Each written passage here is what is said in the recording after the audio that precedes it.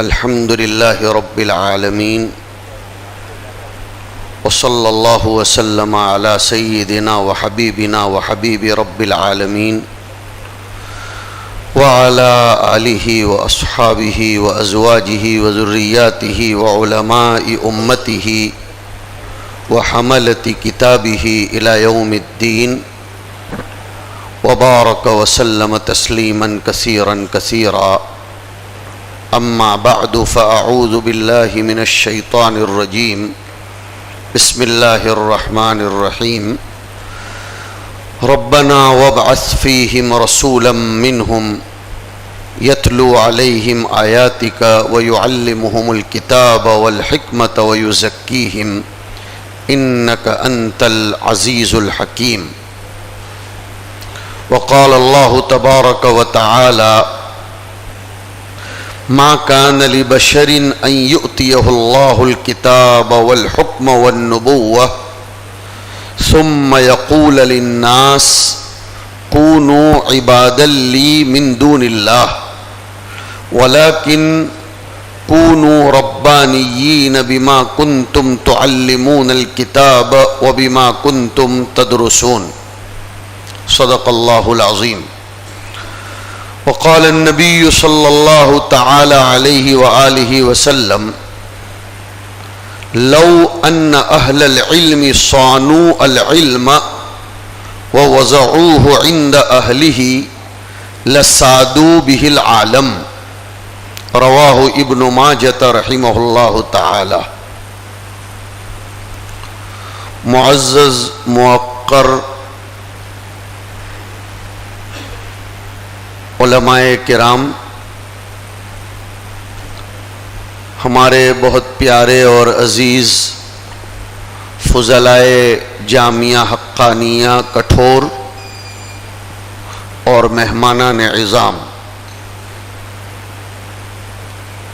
واقعتاً ادارے نے اور اس دارالعلوم نے آپ سب حضرات کو جمع فرما کر آپ سے کارگزاری لینے اور دوبارہ افکار کو مہمیز دینے کا قصد کیا ہے. بخاری شریف میں مستقلاً ایک ترجمۃ الباب ہے جس میں امام بخاری رضی اللہ تعالی عنہ نے یہ ثابت کیا ہے کتاب الاحکام میں، وہاں احکام سے مراد اوامر شرعیہ نہیں ہے بلکہ ذمہ داروں کے ذمے کیا کیا آتا ہے، قضات اور حکام کی ذمہ داریوں میں کیا آتا ہے. ہمارے بہت پیارے جن سے ہمیں مستقبل کی بہت تمنائیں وابستہ ہیں اور الحمدللہ وہ خود میرے اپنے اکابر کے فیض یافتہ صحبت یافتہ ہیں. میری مراد اس سے اس وقت کے جامعہ حاضہ کے ذمہ دار مولانا جنید پٹیل صاحب زیدت معالیہم نے حضور پاک علیہ الصلاۃ والسلام کی اس سنت اور نہج کو زندہ کرتے ہوئے کہ محاسبۃ الامام الناس، یہ بخاری رحمہ اللہ نے ایک ترجمۃ الباب قائم کیا ہے کہ ذمہ دار کو چاہیے کہ وہ اپنے ماتحتوں کا محاسبہ بھی کرے اور ان سے معلوم کرے کہ وہ کیا کر رہے ہیں. اس سے فطری طور پر خوشی بھی ہوتی ہے اور کوئی چیز اگر مذاکرے میں قابل توجہ ہو تو اس کی توجیہ بھی کی جا سکتی ہے. آپ کے اساتذہ کرام جو اس ادارے کے تخم ریزی کے بعد سینچنے والے ہیں، چاہے وہ اللہ کو پیارے ہو گئے ہوں، چاہے اس وقت اللہ کے پیار میں ڈوب کر شب و روز لگا کر اس ادارے کو پروان چڑھانے میں ادارے کی فکروں کو، ادارے کے فکر مندوں کے ہم آہنگ اور دوش بدوش ہو کر چل رہے ہوں حق تعالی شانہ، ان کی عمروں میں بھی صحت کے ساتھ برکت نصیب فرمائے۔ اور آپ حضرات دیکھ رہے ہیں اس وقت یہاں اس ادارے کے ذمہ داروں، فکر مندوں میں سے ایک بنیادی ذمہ دار ہمارے آپ کے مربی حضرت قاری ایوب صاحب دامت برکاتہم بھی بالمشافہہ حاضر ہیں، اور بہت سے لوگ غائبانہ بھی اس پروگرام کو سنتے ہوں گے۔ ابھی مشت از خروارے کے طور پر آپ کے اس ادارے کے 2-3 فضلاء نے کھڑے ہو کر جب اپنی کارگزاری سنائی تو دل اطمینان محسوس کر رہا تھا، وَلِلَّهِ الْحَمْدُ عَلَى ذَلِكَ، کہ یہ ہمارے فضلاء کام کر رہے ہیں اور اپنے اپنے میدانوں میں لگے ہوئے ہیں۔ بلکہ یہ 2-3 فضلاء نے کھڑے ہو کر جو باتیں جس انداز میں پیش کی، وَلَا نُزَكِّي عَلَى اللَّهِ أَحَدًا، لیکن ان کی باتوں کے لب و لہجے سے ان کے سوزے دروں کا بھی پتہ چل رہا تھا، اور احسان شناسی کا جو جذبہ ہے وہ بھی جھلک رہا تھا۔ اور یہی چیزیں انسان کو آگے بڑھانے میں کام دیتی ہیں۔ میں مبارکباد پیش کرتا ہوں ہمارے مکرم قاری ایوب صاحب کو، اور ان کے ساتھ مل کر اس ادارے کو پروان چڑھانے کی فکر کرنے والے، بیرون میں بسنے والے محسنین اور متبرعین کو، کہ ادارہ اپنے نہج پر الحمدللہ کام کر رہا ہے۔ آپ حضرات کو مطمئن ہونا چاہیے۔ حضور پاک علیہ السلام نے بھی جب حضرت معاذ ابن جبل رضی اللہ تعالی عنہ سے کارگزاری لی تھی، اور حضور جب اپنے مبعوث صحابہ کرام رضی اللہ عنہم سے ان کی کارگزاری سنتے تھے تو ٹھنڈی سانس بھی بھرتے تھے۔ الحمدللہ اللہ تعالیٰ آپ فضلاء کرام کو خوب برکتوں سے، صلاحیتوں سے، ثواب و سداد کے الہامات سے نوازتا رہے۔ لیکن میرے بہت پیارے، بہت عزیز فضلاء کرام، زمانہ تنگ نہیں ہے، زمانہ آئے دن اپنے افکار و نظریات کے اعتبار سے ترقی کرتا جا رہا ہے۔ حضور پاک علیہ السلام کی وراثت کے حوالے سے میں ابھی بیٹھا ہوا تھا، ایک عجیب بات اللہ تعالیٰ نے میرے اساتذہ کرام کی توجہ کی برکت سے ذہن میں ڈالی کہ حضور کی صفات میں سے ایک صفت تھی نذیر۔ وَمَا أَرْسَلْنَاكَ إِلَّا كَافَّةً لِلنَّاسِ بَشِيرًا وَنَذِيرًا۔ اللہ نے ایک بات ذہن میں ڈالی، خدا کرے کہ وہ قبول ہو جائے، کہ نذیر اسی سے نکلتا ہے انذار۔ اور یہ بات اصل میں آئی اس طور پر کہ آج کے اس جلسے کے صدر محترم، جنہیں واقعتاً صاد، دال اور را کا ثبوت پیش کرنا ہے۔ صاد کا معنی ہے صبر کر، دال کا معنی ہے دعا کر، اور را کا معنی ہے رخصت ہو جا۔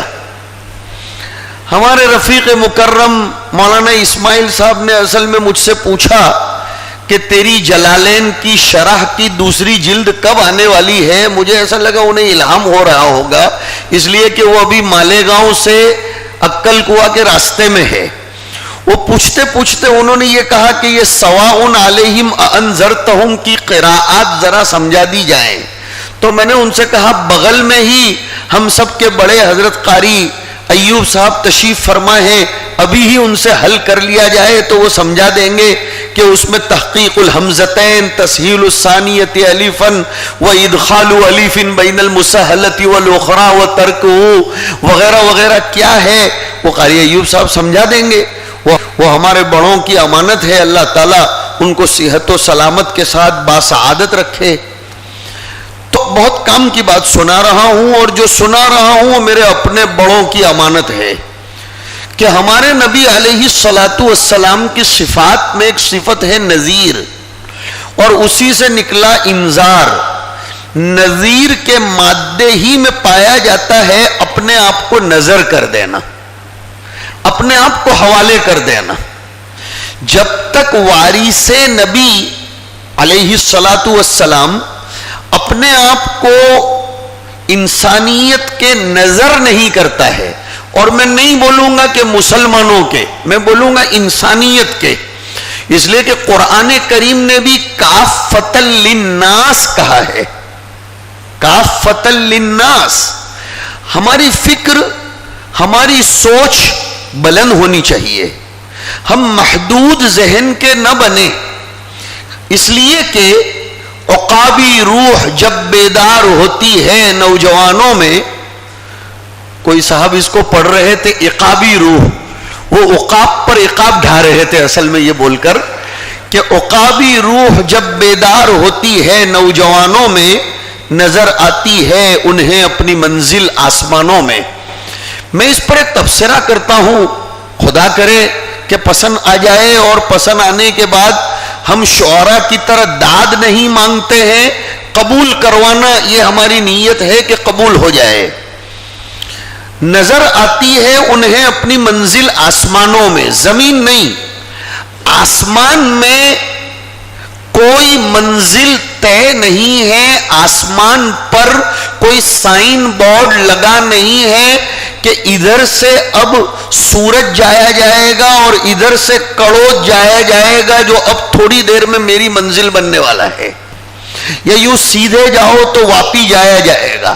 نہیں نہیں نہیں نہیں، جہاں آسمان میں بلندی ہے، جہاں آسمان میں اونچائی ہے، اور جہاں آسمان میں شدت، پکڑ، مضبوطی، گرفت، امساک اور بغیر کسی کے سہارے جینا ہے۔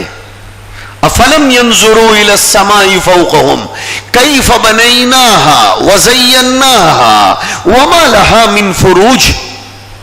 کسی نے بہت پتے کی بات لکھی کہ ہم علماء کا کام تذکیر کا ہے، دعوت کا ہے، نصیحت کا ہے، انذار کا ہے۔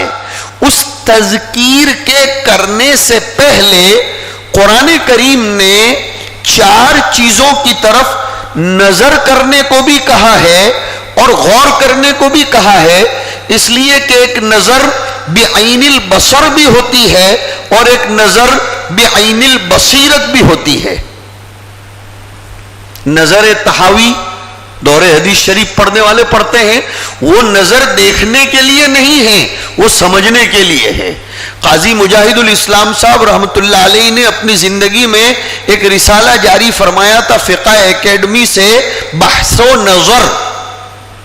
وہ نظر صرف دیکھنے کے لیے نہیں ہوتا تھا، تو اب قرآن کریم کی آیت کو دونوں معنی کا استحضار کرتے ہوئے سمجھنے کی آپ کوشش کریں گے۔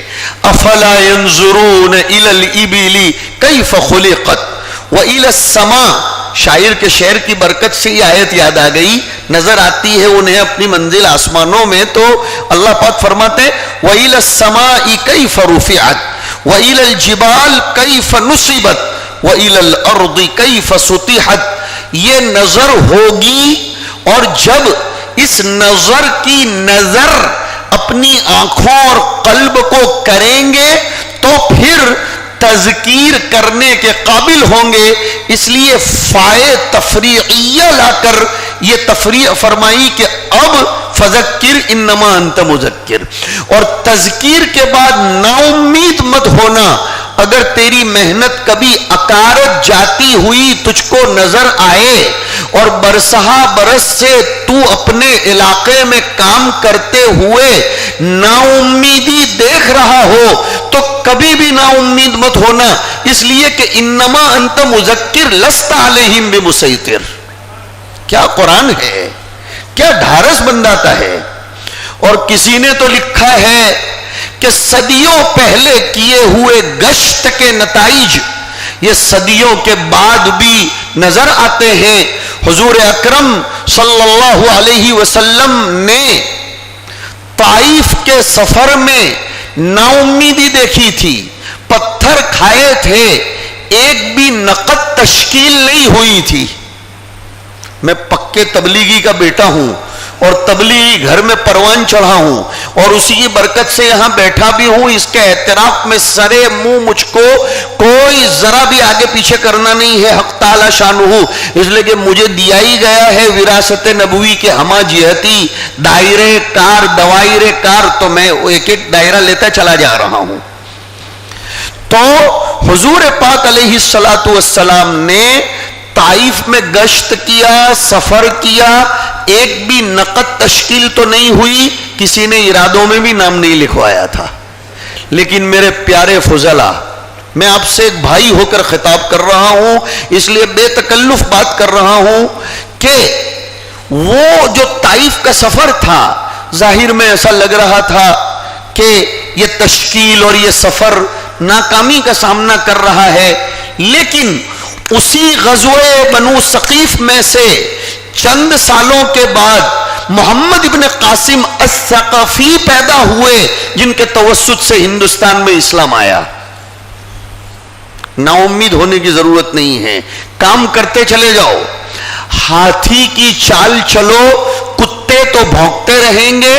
اور قصص النبیین کا سبق خدا کرے یاد ہو، تیسرے حصے کا، اس میں وہ جو بنی اسرائیل پر الضفادع کا عذاب آیا تھا، مولانا علی میاں صاحب نے اس میں لکھا ہے تلک تنق وہذہ تصیب، ایک ٹیوں ٹیوں کر رہا ہے اور ایک خالی اوپر نیچے ہو رہا ہے، اس کے آگے کچھ بھی نہیں ہے۔ اب آئیے آیت پر آئیے، بہت بڑا پیغام ہے۔ فذکر سے پہلے غور و فکر کی دعوت دی گئی ہے۔ بہت کام کی بات سناتا ہوں، جمعہ کے خطاب سے پہلے آپ کو تیاری کرنی پڑے گی، پھر فذکر، ایسے ہی نہیں کھڑے ہو جانے کا۔ میں تھوڑی کچھ تیکھی باتیں بھی کروں گا، اس لیے کہ اس ادارے میں میں اپنے آپ کو مہمان نہیں پا رہا ہوں، میں میزبان بھی سمجھ رہا ہوں اپنے آپ کو مہمان بھی۔ یہ الگ بات ہے کہ غائبانہ میزبانی کر لے رہا ہوں، اس لیے کہ میرے بڑوں کا اس سے تعلق ہے، اور پھر اس کی نشت ثانیہ کرنے والے جو قاسم موٹا تھے، وہ میرے والد صاحب رحمۃ اللہ علیہ کے ایک دم کلوز فرینڈ تھے، دعوت و تبلیغ کی نسبت سے بڑودہ میں انہوں نے ایک لمبا عرصہ گزارا قاسم موٹا نے، اور پھر بھائی جنید سے برادرانہ تعلقات، اور ادھر پھر ہمارے اساتذہ کی کچھ امانتیں یہاں پر ہیں، تو ان لوگوں کی نسبتوں کا بھی مجھے خیال رکھنا ہے، اس لیے کچھ تیکھی باتیں کہوں گا، اور دال چاول کھاتے وقت تھوڑا سا اچار پر بھی ہاتھ مارنا پڑتا ہے، ہاں، اور اگر مہاراشٹر کے ہمارے کچھ فضلا ہو تو تھوڑی سی چٹنی بھی اور کبھی کبھی تری کو بھی ہاتھ لگانا پڑتا ہے، لہذا مجھے معاف کیجئے، لیکن واللہ العظیم جو کہوں گا اندر کے درد کی بنیاد پر کہوں گا، اس لیے کہ میں چاہتا ہوں کہ یہ صرف نشستن خوردن جمع شدن و گفتن و برخاستن و رجوع کنند یہ نہ بن جائے۔ نہیں، ادارے نے اس پروگرام کے منعقد کرنے کے لیے شب و روز ایک کر دیے۔ میں دیکھ رہا ہوں اس آدمی کو یہ دیوانہ بن کر پھر رہا تھا کہ یہ پروگرام ہمارا کس طرح کامیاب ہو جائے، اور کچھ لوگ میرا تعارف تلاش کرنے کے لیے چاروں طرف فون کر رہے تھے، ادھر لگایا ادھر لگایا، اب انہیں نہیں معلوم کہ نیٹ ورک بہت وسیع ہے، لیکن میں نے ان سب پر پابندی لگا دی تھی کہ خبردار کوئی تعارف دیا تو، اس لیے کہ غیر متعارف کا تعارف کروایا جاتا ہے، میں تو متعارف ہوں، ہاں جی۔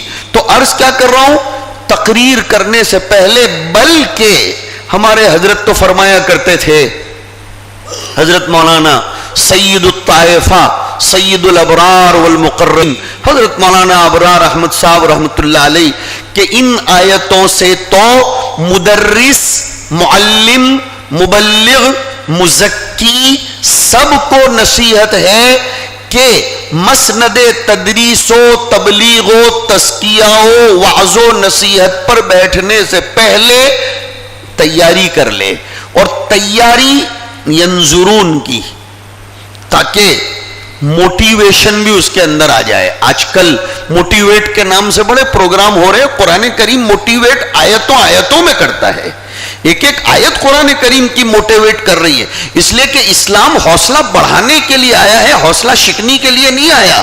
آپ کو ذرا بھی اپنا دماغ مختصر کرنے کی ضرورت نہیں ہے کہ موٹیویٹ اب کے زمانے کی کوئی ایجاد ہے۔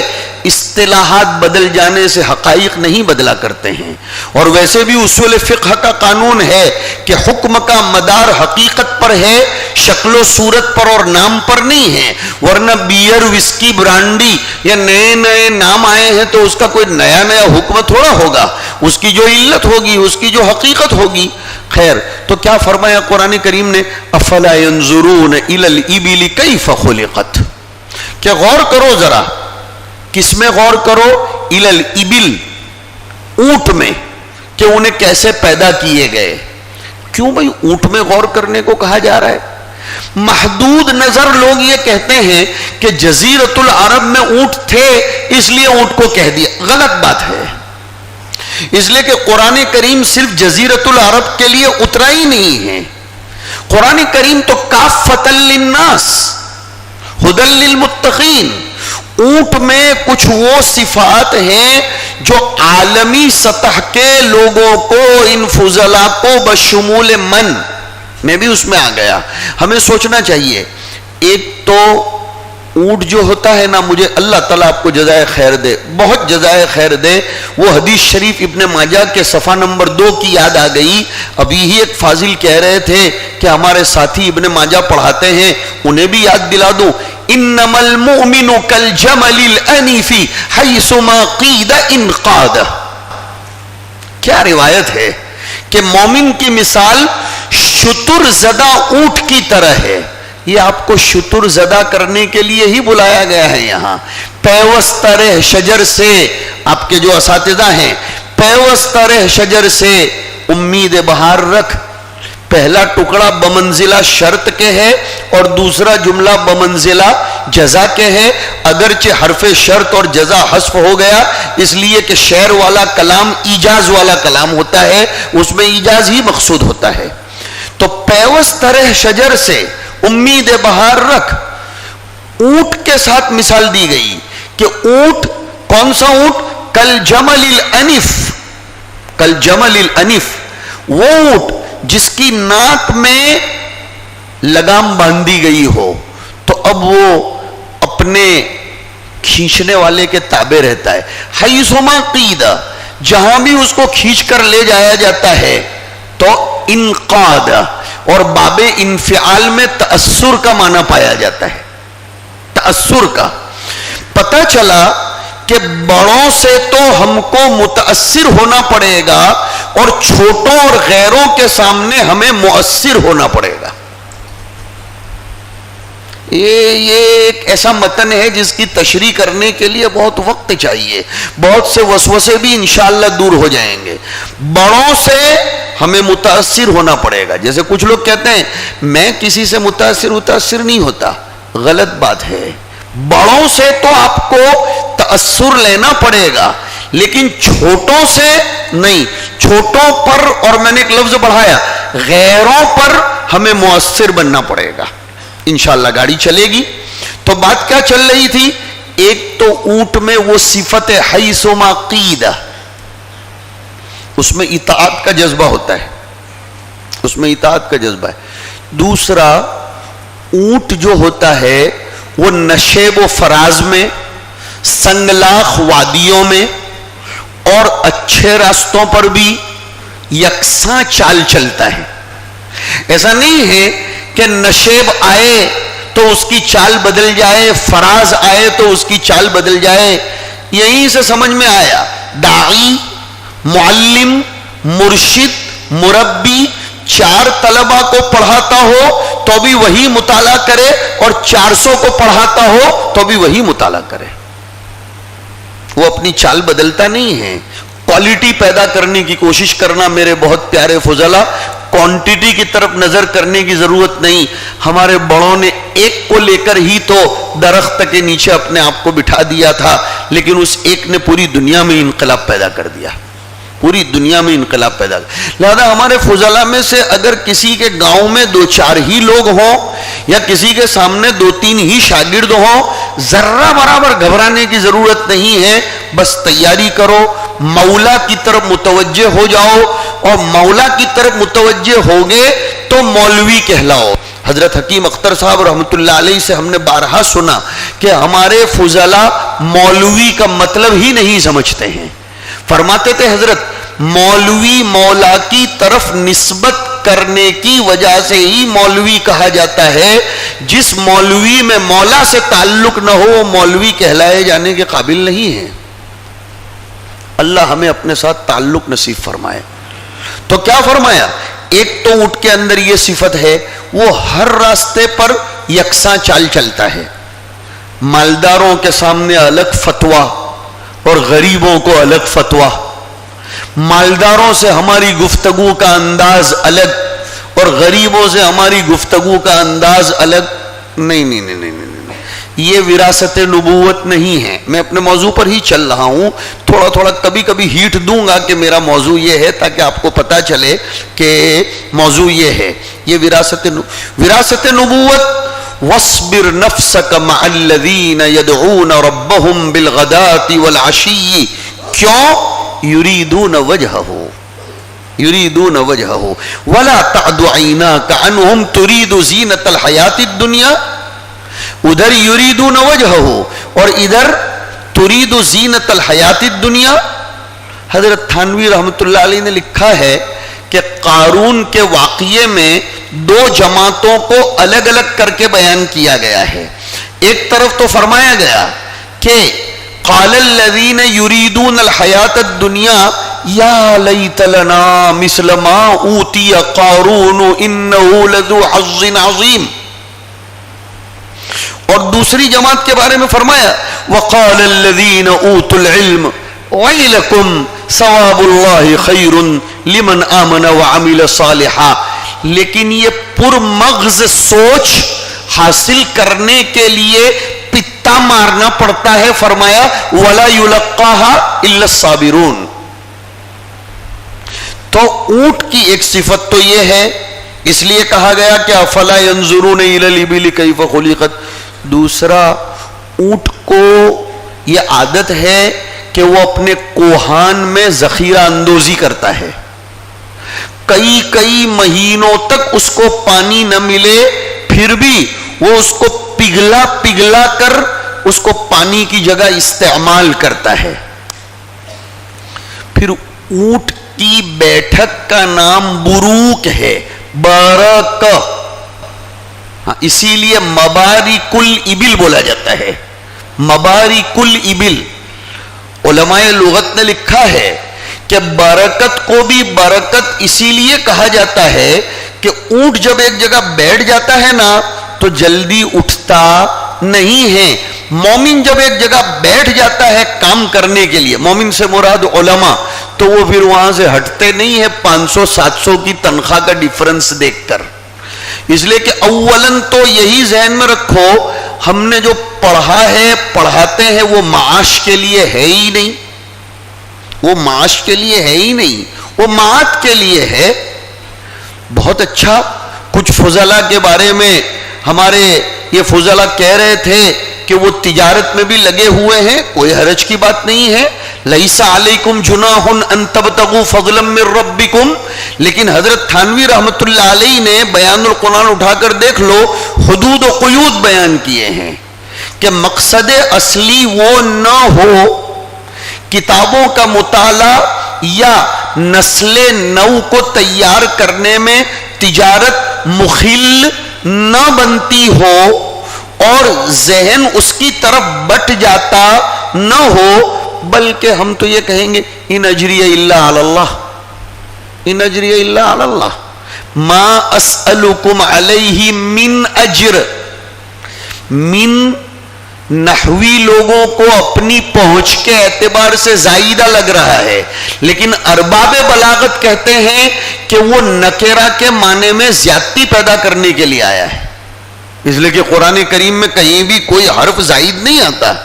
نحویوں کی پہنچ جہاں تک ہو، بلاغت والوں کی پہنچ اس کے بھی آگے ہوتی ہے، نحویوں سے بھی آگے۔ میرا مقصد نحویوں کی تنقیص نہیں ہے، برائے کرم کلام کا مطلب غلط نہ لیں، میں کہنا کیا چاہ رہا ہوں، ما اسألکم علیہ من اجر، رتی برابر بھی میں تم سے کوئی اجرت نہیں چاہتا ہوں۔ شرح شذور میں ایک شعر کا مصرع پڑھا تھا، فَكَأَنَّنِي أَلِفٌ، میں الف ہوں، الفت الف سے بنا، وَأَلَّفَ بَيْنَ قُلُوبِهِمْ اِذْ كُنْتُمْ أَعْدَاءً فَأَلَّفَ بَيْنَ قُلُوبِكُمْ۔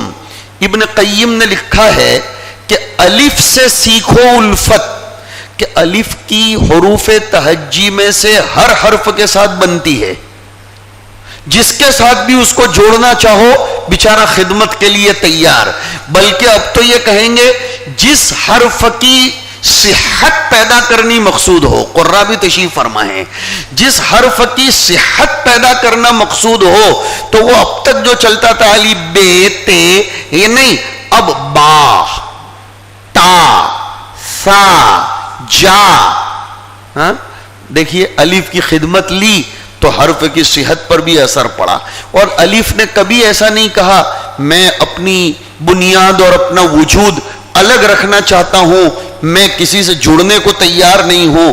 نبی کی وراثت کے ہمہ جہتی دائرے کار یہ ہے کہ ہم دعوت کے ساتھیوں کو ضرورت پڑے گی، ہم ان کے ساتھ الف بن کر کھڑے ہو جائیں گے، اگر خانقاہ والوں کو ضرورت پڑے گی ہم ان کے ساتھ الف بن کر کھڑے ہو جائیں گے، اگر مدارس کو ضرورت پڑے گی ہم ترجیحات کا تعین انشاءاللہ آئندہ کل ہمارے محب مکرم جو واقعتاً اللہ تعالیٰ کی اس دنیا کے لیے بہت بڑی نعمت ہے، مفتی ابوبکر صاحب آپ کو اس موضوع پر زبردست ایک محاضرہ پیش فرمائیں گے، تو جہاں جس چیز کی ضرورت ہو وہاں الف بن کر کھڑے ہو جائیں۔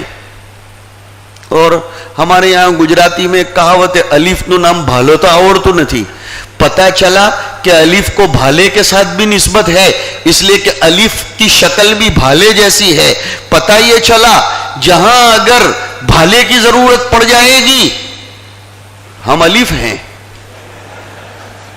ہم الف ہیں، ہم اپنے آپ کو کسی بھی کام کے ساتھ مقید نہیں کریں گے، یہ صاف سن لو۔ یہ جو گڑبڑ ہو رہی ہے نا وہ اسی لیے ہو رہی ہے، مدارس میں پڑھانے والے سمجھتے ہیں دعوت ہمارا کام ہی نہیں ہے، وہ ایک مستقل الگ کام ہے، غلط بات ہے۔ دعوت میں لگ گئے ہوئے جو ساتھی ہیں اگر ان سے کبھی مدارس کے چندے کے لیے اعلان کرنے کو کہو تو ان کے پیٹ میں درد ہو جاتا ہے کہ ہمارے بڑوں نے منع کیا ہے، تو کون سا مال کھا کر آیا ہے بھائی، تو کون سا مال کھا کر آیا ہے؟ میں نے پیشگی معذرت کر لی ہے، یہ کوئی طریقہ ہے کہ آپ کو 10 سال ایک مدرسے میں پڑھایا، اب آپ کسی ایک جماعت کے ایسے تابع ہو گئے کہ مدارس کی تنقید آپ کی زبان سے ہو رہی ہے، یہ قطعاً برداشت نہیں ہوگا، یہ نبی کی وراثت کے ساتھ خیانت ہے۔ آپ کسی بھی شعبے میں ایسے رنگے نہیں جاؤ گے کہ کسی دوسرے شعبے کی تنقید کرو گے، ہر شعبہ ہمارے نبی کا شعبہ ہے، ہر شعبہ ہمارے نبی کا شعبہ ہے، اور نبیوں والا کام ایک نہیں ہے، نبیوں والے کام ہیں۔ یتلو علیہم آیاتہ نبی کا کام ہے، وَيُعَلِّمُهُمُ الْكِتَابِ نبی کا کام ہے، وَالْحِکْمَةَ نبی کا کام ہے، وَيُزَكِّيهِمْ نبی کا کام ہے۔ اور کسی عربی کے لکھنے والے نے کمال کر دیا، ان کاموں کو کرنے والے کو چاہیے کہ اس آیت کو جن 2 اسماء صفات پر ختم کیا گیا ہے اس پر غور کرے، انک انت العزیز، جب یہ کام کرتا ہوا چلا جائے گا تو تیرے کام میں غلبہ ملے گا، اس لیے کہ کام نبی کو عزیز نے دیے ہیں، اور الحکیم، تیرے اندر حکمت بھی ہونا ضروری ہے کہ کہاں کون سے کام کا مجھ کو زیادہ سپورٹ کرنا چاہیے۔ تو اونٹ کیا کرتا ہے؟ ذخیرہ اندوزی کرتا ہے، آپ کو ذخیرہ اندوزی مطالعے کی کرنی پڑے گی، معلومات کی کرنی پڑے گی، دل کی انگیٹھی کو روشن کرنے کی کرنی پڑے گی، ذخیرہ اندوزی کے بغیر میدان میں اترنے کی کوشش نہیں کریں گے، پہلے اپنے آپ کو معمور کریں گے پھر مأمور بنیں گے، پہلے عین ہے پھر حمزہ ہے، پہلے اپنے آپ کو معمور کریں گے۔ الٹا مسئلہ دوسرا بھی ہو جاتا ہے کہ جو لوگ مدارس میں پڑھاتے ہیں وہ کبھی بائی چانس بائی مسٹیک تعلیم میں بیٹھنا بھی گوارا نہیں کرتے. یہ تو غلط طریقہ ہے, یہ بھی ظلم ہے کہ آپ کبھی بھی تعلیم میں بیٹھنا. کیا وہ درس حدیث نہیں ہے؟ درس قرآن اور درس حدیث کی اصطلاح کو محدود مت کرو میرے بہت پیارے فضلا. بہت زوردار بات سنا رہا ہوں. درس قرآن اور درس حدیث کی اصطلاح کو محدود مت کرو. روزانہ صبح و شام اگر آپ نے اپنی مسجد میں ایک حدیث پاک پڑھ کر اس کا مطلب ہمارے اکابرین کی کتابوں کی روشنی میں سمجھایا, آپ نے درس حدیث کر لیا ماشاءاللہ. کسی جمعہ میں منتخب کسی آیت کی تفسیر کر دی, تفسیر ہو گئی. مثلا کسی جگہ اگر آپ کو تفسیر سے الرجی ہوتی ہوئی نظر آتی ہو کہ وہاں تفسیر نہیں کرنے دیا جاتا ہے, ضروری نہیں ہے کہ آپ تفسیر کے نام سے ہی تفسیر کریں, بالترتیب چلنے کی بھی ضرورت نہیں ہے. ہاں, میں تقریباً سمجھیے 26-27 سال سے برطانیہ کینیڈا اسی دعوت و تبلیغ کے اسفار پر تفسیر کے مشن کو لے کر چلتا ہوں. میں نے کبھی بھی ترتیب وار تفسیر کہیں بھی نہیں کی. نہیں, تراویح میں غور کرتا ہوں تاکہ تراویح میں دل بھی لگے, خوشبو بھی پیدا ہو, اللہ کرے. کوئی 2-4 آیتیں میری نظر پڑ گئی, اس پر توجہ اس کی طرف ہوئی کہ یہ آیتیں ہیں, اس کو اٹھایا اور اسی کو پیغام ربانی بنا کر پیش کر دیا. آپ کی تفسیر ہو گئی, کسی کو انرجی بھی نہیں ہوگی. اس لیے کہ دیکھو ایک مثال دیتا ہوں, ایک مثال دے رہا ہوں. دوا پلانے کے لیے ضروری نہیں ہے کہ کیپسول ہی کی شکل میں پلائی جائے, مخاطب کو دیکھ کر پلانے کی. اگر بچہ چھوٹا ہے تو سیرپ, وہی کروسین کا سیرپ, پیراسیٹامول کا سیرپ. ذرا تھوڑا بڑا ہوا تو ٹیبلٹ, اور اگر ٹیبلٹ اس کے گلے میں اٹکتی ہے تو کیپسول, اور اگر دونوں اٹکتے ہیں تو پھر انجیکشن کے ذریعے چڑھا دیا جاتا ہے. وہی چیز ہے, شکل تھوڑی تھوڑی بدل گئی. تو ضروری نہیں ہے کہ اگر کسی کو نام سے الرجی ہے لیکن آپ کو انرجی ہی دینی ہے تو الرجی کو سائڈ پر کرو, شکل بدل دو اور ہمارے اکابرین کی امانت کو پہنچاؤ. قرآن کریم کو پہنچائے بغیر امت میں انقلاب کبھی بھی بیدار نہیں ہو سکتا ہے. اور سمجھاؤ کہ فضائل قرآن حضرت نے مستقل تبلیغی نصاب میں رکھا ہے, بلکہ اس میں کہیں کہیں قراءت کی بحث چھیڑی ہے. حضرت نے فضائل قرآن میں قراءت سبا تک کی بحث چھیڑی ہے. پتہ چلا حضرت کام میں لگنے والے ساتھیوں کو قاری بننے کی طرف بھی ترغیب دلا رہے ہیں. اور الحمدللہ حضرت کی خلوص سے لکھی ہوئی کتاب, جس کے ذریعے حضرت نے کبھی فلوس نہیں بنائے, کبھی فلوس نہیں بنائے. حضرت نے اوجز لکھی, حضرت چاہتے تو اس میں وہ مسئلہ چھیڑ سکتے تھے کہ حقوق الطبع محفوظۃ للمؤلف, ہاں جائز ہے کہ نہیں ہے, لیکن حضرت نے اس کو نہیں چھیڑا, ہرگز نہیں. حالانکہ اوجز کہنے کے لیے اوجز ہے, اللہ جانے اگر اس کو اطنب لکھتے تو کتنی ہو جاتی. وہ کہنے کو اوجز ہے لیکن کتنی جلدوں میں ہے. جب وجیز کا یہ حال ہے تو متنب ہوتی تو کتنی تنابیں توڑنا پڑتی اس کے لیے. اس میں حضرت نے نہیں چھیڑا, اس لیے کہ ہم نے دیکھا فضائل اعمال اور تبلیغی نصاب کے لیے حضرت کی کسی بھی کتاب پر لکھا ہوا نہیں ہے کہ جملہ حقوق بحق ناشر محفوظ ہیں. فلوس نہیں, اس لیے کہ فلوس اور خلوص دونوں جمع ہو ہی نہیں سکتے ہیں. فلوس اور خلوص کبھی بھی جمع نہیں ہو سکتے ہیں. میں وہ آیت اسی لیے پیش کر رہا تھا کہ حضرت تھانوی علیہ الرحمہ نے لکھا, بات کہیں سے کہیں جا رہی ہے, اور میں نے ابھی ہی کہا تھا کہ میں افکار پریشاں پیش کروں گا. ایک صاحب مجھے مل گئے, کہنے لگے کہ مولانا عبداللہ صاحب پریشان رہتے تھے کیا؟ قاری ایوب صاحب ایک صاحب مل گئے تو مجھ سے کہنے لگے مولانا عبداللہ صاحب پریشان رہتے تھے, تم لوگوں نے کبھی دھیان نہیں دیا؟ میں نے کہا تم کو کیسے پتا چلا؟ کہا حضرت کی کتاب کا نام ہے افکار پریشان. میں نے کہا او ایڑے بری گت کے کہ یہ مرکب اضافی نہیں ہے, مرکب توصیفی ہے. وہ مرکب توصیفی ہے. اب یہ مصیبت ہوتی ہے جب انسان سمجھ نہیں پاتا. تو حضرت تھانوی رحمۃ اللہ علیہ نے کیا لکھا کہ قال الذین یریدون الحیات الدنیا, جو دنیا کے پیچھے پڑ گئے تھے وہ قارون کے ٹھاٹ باٹ کو دیکھ کر یا لیت لنا مثل ما اوتی قارون. دھیان دینا بات پر. لیکن وقال الذین اوتوا العلم کو اس کے مقابلے میں لایا گیا.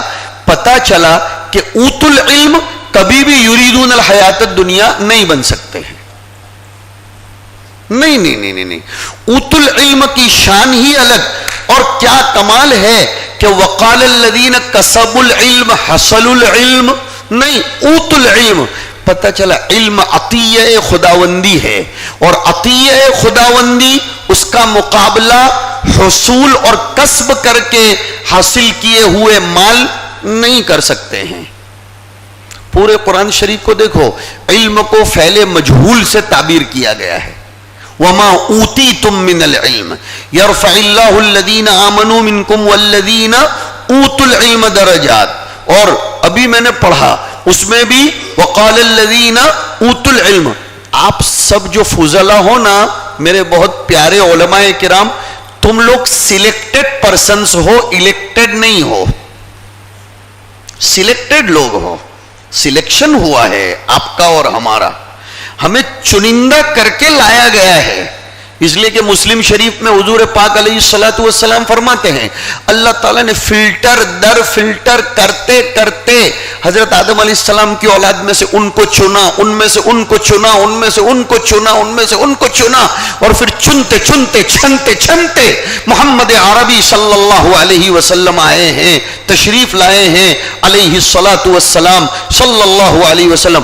تو آپ کی نسلوں میں سے چھنتے چھنتے آپ کے دادا، پردادا، پردادا، سکڑ دادا، کھکھڑ دادا جتنے بھی اوپر ہوں گے ان میں سے چھنتے چھنتے چھنتے چھنتے آپ کا انتخاب ہو گیا. ماشاءاللہ. اور میں اپنی طرف سے نہیں کہہ رہا ہوں، قرآن کریم کی آیت ہے ثم اورثنا الکتاب الذین اصطفینا من عبادنا. چنا گیا ہے، چنا. اور چنا جاتا ہے حسن اعتماد کی بنیاد پر. چنا جاتا ہے حسن اعتماد کی بنیاد پر. اور الیکشن کیا جاتا ہے قلت رائے اور نقصان نظر کی بنیاد پر. الیکشن اسی لیے تو کرنا پڑتا ہے کہ سمجھ میں ہی نہیں آ رہا ہے کہ کس کو بٹھائیں. الیکشن اسی. پھر الیکشن میں سروں کو گنا جاتا ہے اور سلیکشن میں سروں کو تولا جاتا ہے. اللہ اعلم حیث یجعل رسالتہ ذالک فضل اللہ یؤتیہ من یشاء. اسی لیے وہ جو فَإِذَا قُضِيَتِ الصَّلَاةُ فَانْتَشِرُوا فِي الْأَرْضِ وَابْتَغُوا مِنْ فَضْلِ اللَّهِ میں جمہور کی تفسیر تو رزق کی ہے، لیکن بعض مفسرین من فضل اللہ کی تفسیر علم سے بھی کرتے ہیں کچھ مفسرین نے. اور امام رازی کی اگر ورق گردانی کی جائے تو انہوں نے تو رزق کی تعریف ہی ایسی کر دی ہے جس میں مال بھی آ جائے، علم بھی آ جائے. انہوں نے رزق کی تعریف کر دی کل شیء علیہ مدار الحیات الانسانیہ، کل شیء ینتفع بہ الانسان. امام رازی آگے لکھتے ہیں کہ رزق حسی کے بغیر تو دن گزر سکتے ہیں، لیکن رزق معنوی کے بغیر شب و روز نہیں گزرتے. اس کا شمار انہم الا کالانعام میں ہو جاتا ہے، انہم الا کالانعام میں ہو جاتا ہے. اور انعام کی زندگی جینا نہ جینا سب برابر. بات یہ کر رہے تھے کہ اونٹ کے اندر یہ بات بھی ہے، لہذا آپ کو ذخیرہ ہونا چاہیے. ہمارے فضلا بہت معاف کریں گے، میں بار بار معذرت چاہتا ہوں، لیکن آپ ہی کا ہوں، گھر میں بیٹھ کر بات کر رہا ہوں، مطالعہ ہی نہیں کرتے، مطالعہ ہی نہیں کرتے ہیں. اب تو یہ المیہ ایسا ہو گیا ہے، بڑے مدارس میں بیٹھنے کے بعد بھی 2-3 سال اگر ایک کتاب پڑھائی تو چوتھے سال وہ بھی پڑھاتے ہی رہتے ہیں، اس کو کیا دیکھنے کا. نہیں نہیں نہیں نہیں نہیں. کسی مدقق نے بہت پتے کی بات لکھی ہے، سارے علوم کس کے خدام ہیں؟ جواب دیجئے. قرآن شریف کے. تمام علوم کس کے خدام ہیں؟ قرآن شریف کے. اور قرآن شریف کے بارے میں کیا فرمایا گیا؟ لنفد البحر قبل ان تنفد کلمات ربی. ایک محقق نے کیا دل کو لگنے والی بات کہی، قرآن کریم لنفد البحر، لیکن قرآن کے کلمات، رب کے کلمات کبھی بھی ختم نہیں ہو سکتے. پتہ چلا رب کے کلمات کے حقائق آئے دن نئے نئے چشمے اس کے ابلتے ہی چلے جائیں گے. زمانے کو انتظار ہے کہ آپ قرآن کریم میں سے مسائل جدیدہ نکال کر دیں. اس لیے کہ حکمت کا معنی جانتے ہیں آپ؟ مولانا علی میاں صاحب رحمت اللہ علیہ جیسا بلیغ البیان اور فصیح اللسان اور ادیب ہندوستان، ہاں کیا کہا کرتے تھے معلوم ہے آپ کو؟ مولانا علی میاں صاحب نے فرمایا حکمت ایک ایسا لفظ ہے جس کو اردو کا کوئی لفظ اس کی ترجمانی نہیں کر سکتا ہے. حکمت کا ترجمہ ہو ہی نہیں سکتا، بڑا جامع لفظ ہے.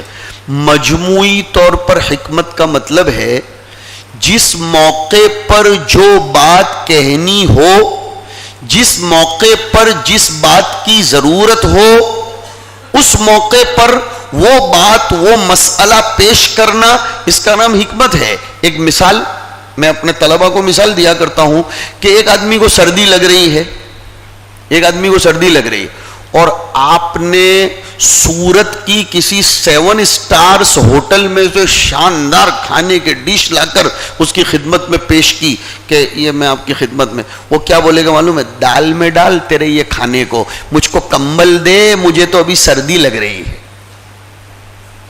ایک آدمی کو بھوک لگی ہے اور آپ اس کو 5,000 روپے کا کمبل دے رہے ہیں تو وہ کہے گا تیری کمبل کو آگ لگا، مجھ کو بھوک لگی ہے. پتہ چلا زمانے کو جس وقت جن چیزوں کی ضرورت ہے وہ چیزیں دینا یہ نبی کی وراثت کا تقاضا ہے. اگر آپ میں سے کسی کے گاؤں میں عقائد کی پختگی نہیں ہے تو آپ کو اس پر محنت کرنی پڑے گی.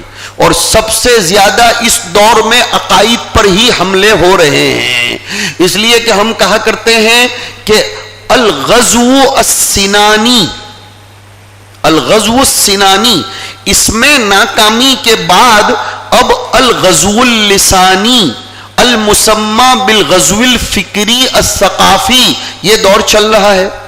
اب ہم یہی نہیں سمجھتے استشراق کسے کہتے ہیں، تنصیر کسے کہتے ہیں. آج ایک رپورٹ آئی، آج صبح کی تازہ رپورٹ، میں نے سر پکڑ لیا.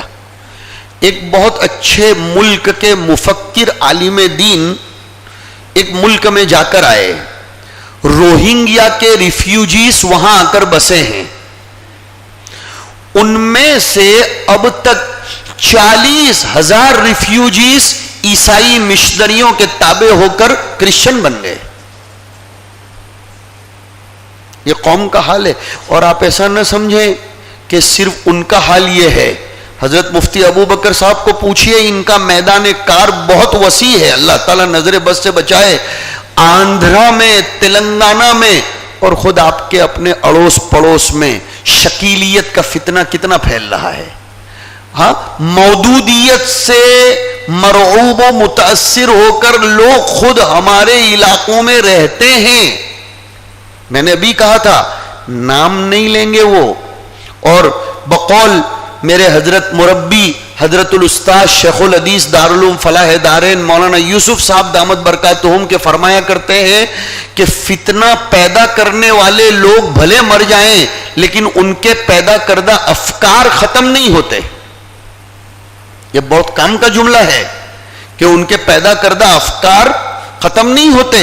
تو اعتزال اب نئے نام سے دنیا میں چل رہا ہے. حسامی میں پڑھا ہوگا آپ نے، نقل اور عقل کی مستقل ایک فصل ہے تقریباً 5 صفحے کے اندر. اس میں یہی بتایا گیا کہ معتزلے کے یہاں عقل کو نقل پر ترجیح دی جاتی ہے. مودودیت کا بنیادی یہی تو المیہ ہے کہ وہ ہر چیز کو عقل کے معیار پر پرکھتے ہیں تاکہ پھر عقل یا عقلوں کی گردان ہی چلتی رہے. انہیں نہیں معلوم وحی کا کام وہیں سے شروع ہوتا ہے جہاں پر آ کر عقل انسانی ختم ہو جاتی ہو. وحی کا کام، ورنہ الذین یؤمنون بالغیب کیسے ہوگا؟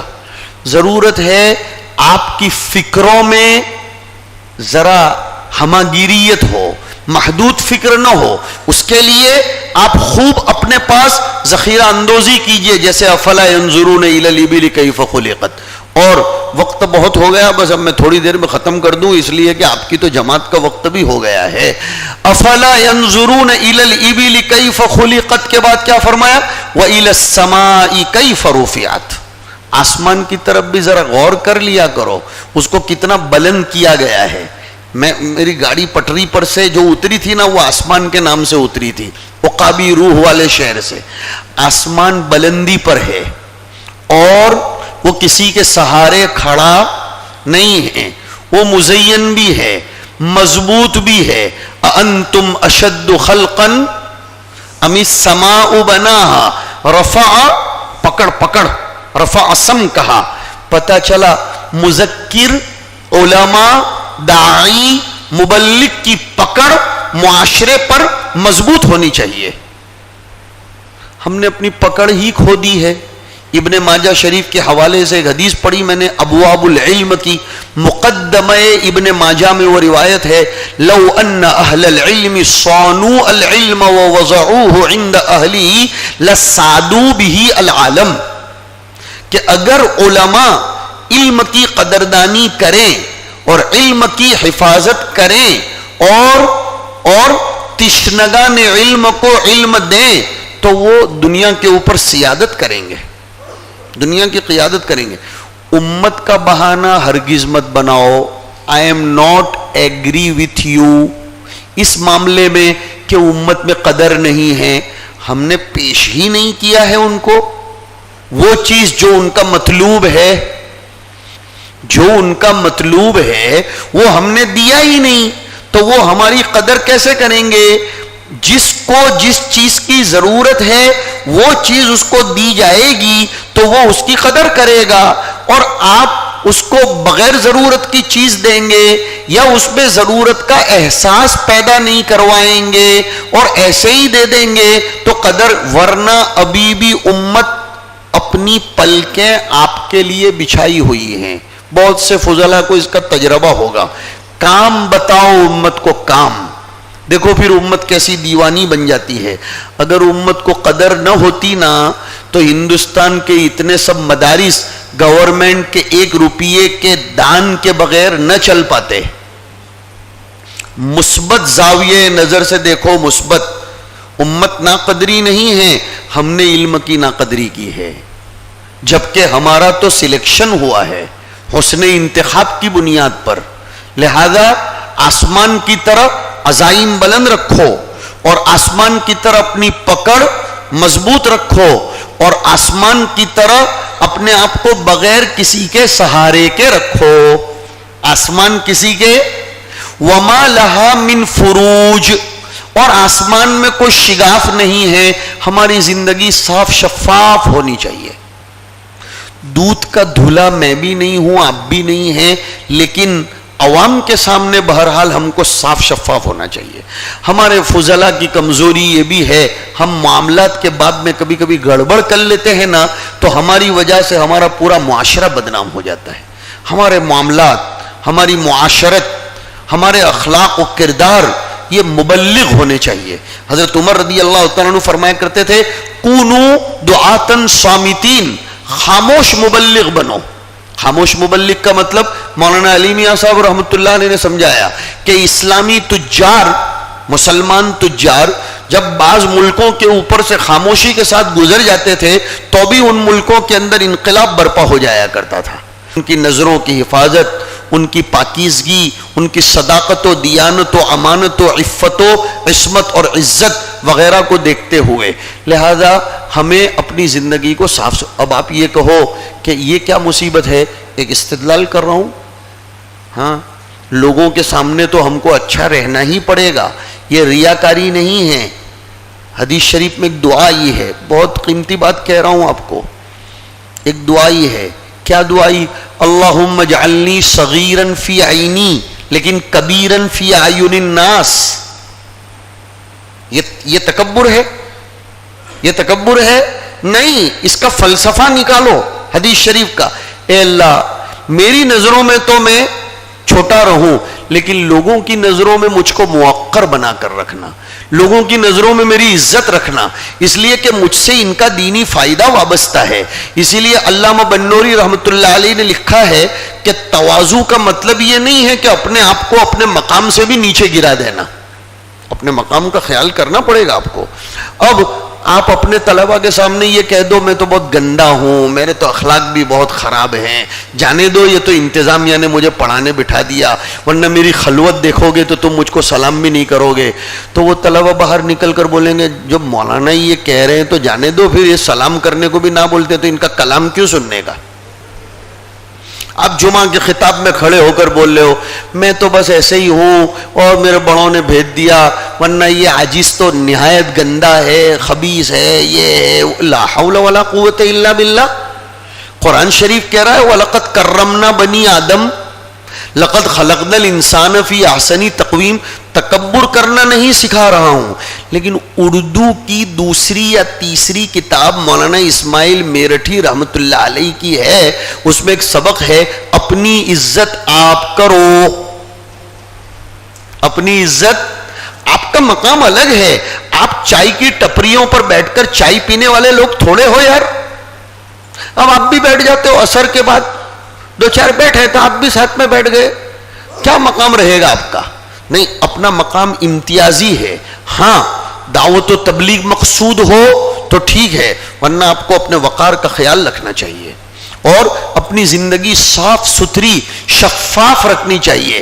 شیروانیاں پہن کر زندگی صاف ستھری شفاف نہیں ہوگی، اخلاق، معاشرت اور نبی کی جو وراثت ہے وہ جتنی پھیلاتے چلے جاؤ گے اتنی زندگی صاف ستھری ہوگی۔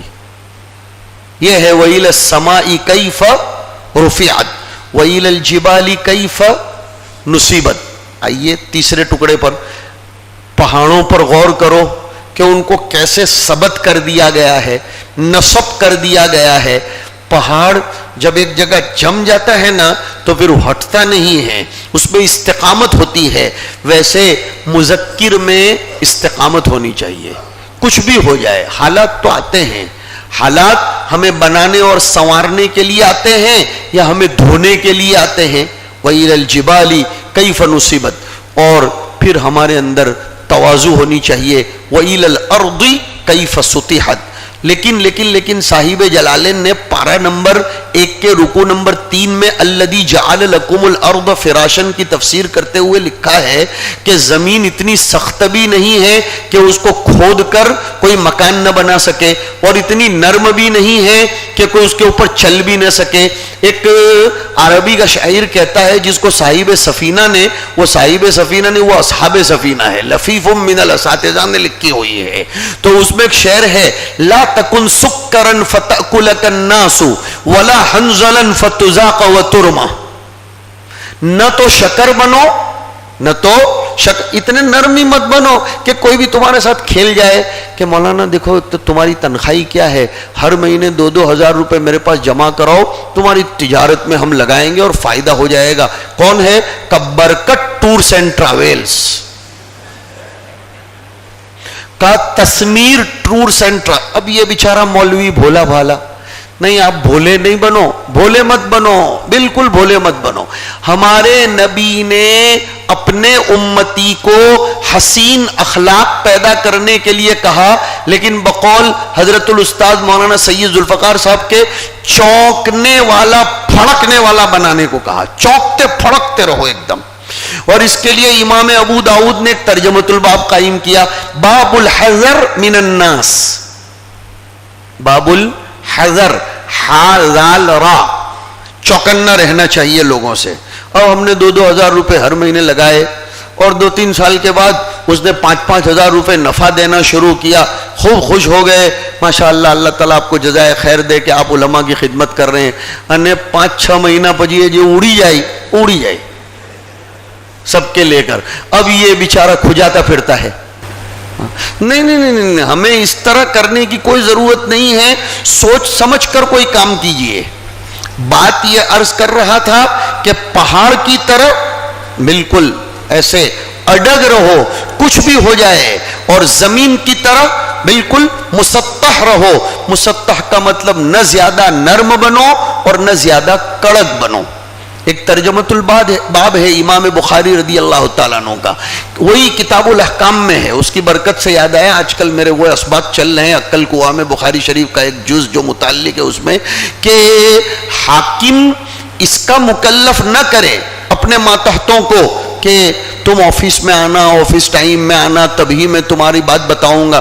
نہیں، چلتے چلتے بھی راستے میں کوئی فیصلہ طلب کرنے کے لیے کہے تو ہم تو خادم ہیں نا، خادم کے لیے کوئی وقت طے نہیں ہوتا. اگر آپ یہ مولانا کے خادم ہیں، مولانا آپ کو کہیں آج رات کو 3 بجے مجھے چائے پلانی پڑے گی، تو آپ ایسا کہہ دیں گے نہیں نہیں مجھ سے نہیں ہوگا، تو پھر آپ خادم کا دم کیسے بھر رہے ہیں؟ وہ تو ملازم ہوتا ہے جو ایسا کہتا ہے کہ مجھے یہ ٹائم جمے گا اور نہیں.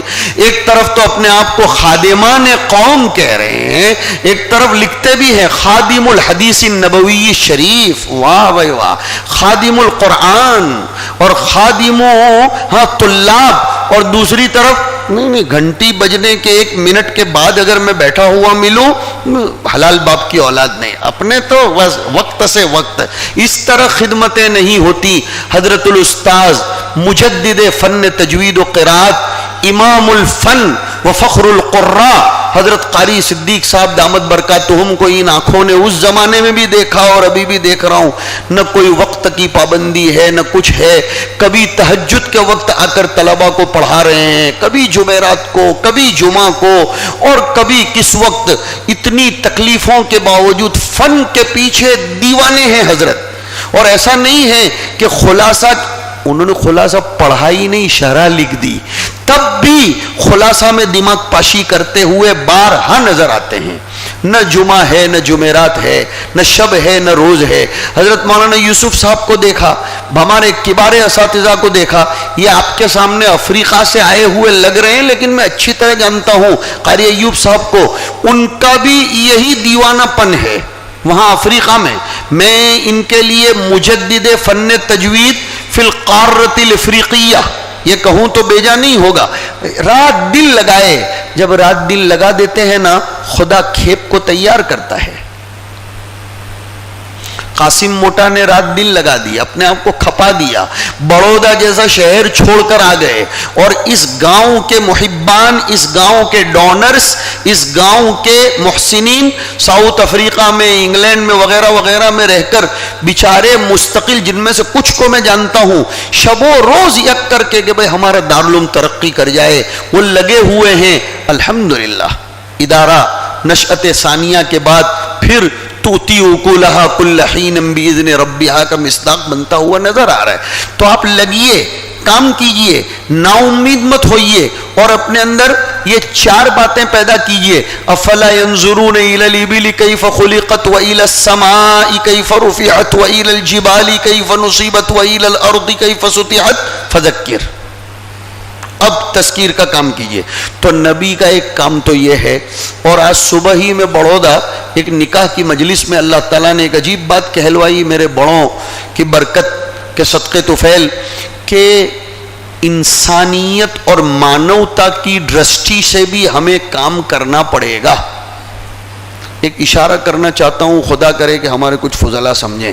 ابھی 1.5-2 مہینے پہلے میڈیا میں ایک بہت خطرناک مناظرہ چل رہا تھا. میڈیا میں کسی نے بیچارے نے کہہ دیا تھا کہ انسانیت کی خدمت کرنی چاہیے، تو کچھ لوگوں کو پیٹ میں درد ہو گیا. انہوں نے کہا مذہب پر انسانیت کو مقدم کر رہے ہیں، یہ اسلام کی خدمت کا لفظ نہیں دے رہے ہیں، مانوتا کا لفظ دے رہے ہیں. یہ بیوقوف لوگ ہیں جو ایسے اعتراض کرتے ہیں. مانوتا مذہب ہی تو سکھاتا ہے، انسانیت مذہب ہی سکھاتی ہے.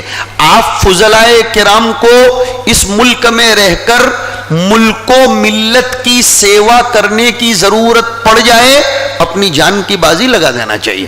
ہمارے ملک پر کبھی آنچ آ جائے ہم تیار رہیں گے. ملت کا تو کوئی سوال ہی پیدا نہیں ہوتا، لیکن ہم ملک کے وفادار بن کر رہیں گے، اس لیے کہ اس ملک کو ہمارے بڑوں نے اپنے خون پسینے سے سینچا ہے. اور کیوں سینچا تھا؟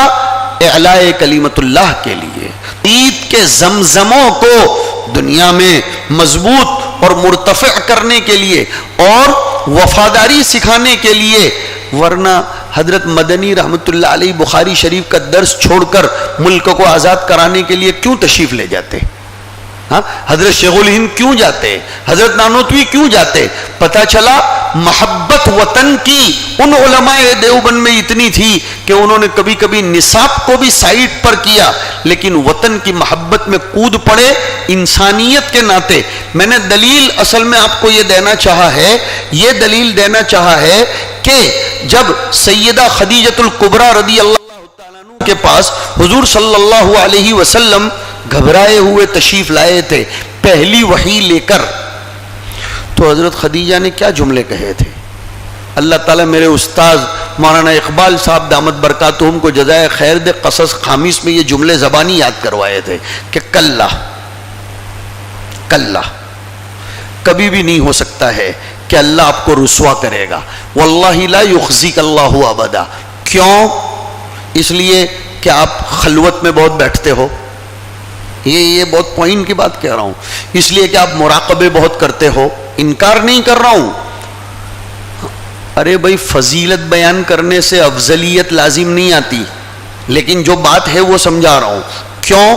اس لیے کہ آپ کسی کے لینے دینے میں نہیں ہو، اللہ آپ کو اس لیے رسوا نہیں کرے گا، آپ دن بھر تسبیح پھراتے رہتے ہو، نہیں، خلق خدا کی خدمت کے 4 کام بتائے تھے۔ انک لتصل الرحم وتحمل الکل وتکسب المعدوم وتقری الضیف، 4 نہیں بلکہ 5، وتعین علی نوائب الحق، یہ بھی وراثت نبوی ہے، یہ بھی وراثت نبوی ہے۔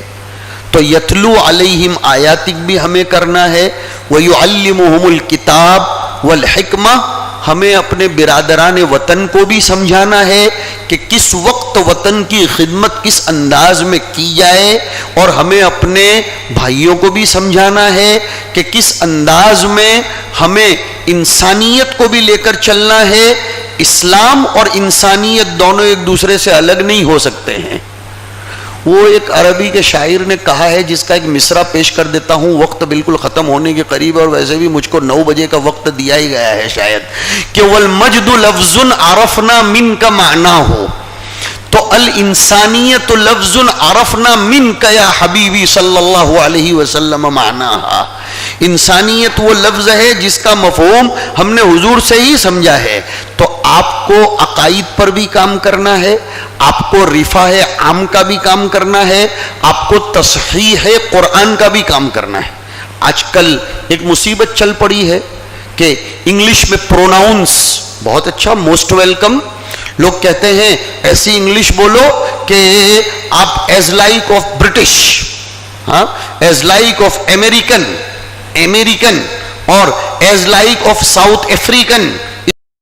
تو جب آپ انگریزی زبان جو مخلوق ہے، انگریزی زبان جو دنیا میں برتنے کے لیے ہے، اس کے پروناؤنس کے لیے اتنی محنت کرتے ہو، تو خدا پاک سے بات کرنے کے لیے جو کلام ربانی نازل ہوا، اس کے تلفظ درست کروانے کے لیے ہمیں نسل نو کے پیچھے بشکل تجوید محنت نہیں کرنی چاہیے؟ بہت کرنی چاہیے، بہت کرنی چاہیے۔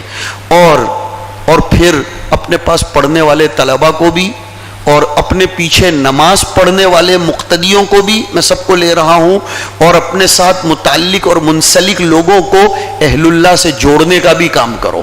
میں نے ایک آیت پڑھی تھی، اس پر بہت کچھ کہا جا سکتا ہے، بس اب اس کا ترجمہ اور ایک آدھ دو اس کا مطلب سمجھا کر بات ختم کر دوں گا۔